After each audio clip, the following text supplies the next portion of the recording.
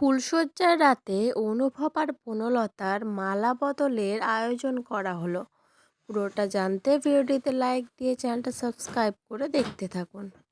কোণে দেখা আলো সিরিয়ালের আগামী পর্বে আমরা দেখতে পাবো অনুভব আর বনলতার ফুলশয্যার দিন তার বাড়ির সবাই মিলে আয়োজন করে যাতে তাদের দুজনের আবার নতুন করে মালা বদল হয়।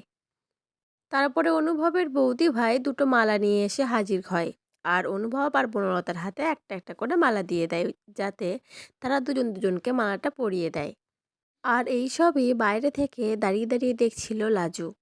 আর লাজু যে বাইরে দাঁড়িয়ে সবটা দেখছে এটা দেখে নেয় অনুভবের মা, আর প্রচণ্ড রেগে যায়। লাজুকে গিয়ে বলে, তুমি এখানে দাঁড়িয়ে দাঁড়িয়ে কি করছো? তুমি এক্ষুনি এখান থেকে চলে যাও। তোমাকে এখানের আশেপাশেও যেন আমি আর না দেখি। বেরিয়ে যাও তুমি লাজু এখান থেকে। আর লাজু এই কথাটা শুনে কাঁদতে কাঁদতে সেখান থেকে চলে যায়, আর সবাই লাজুর দিকে তাকিয়ে থাকে।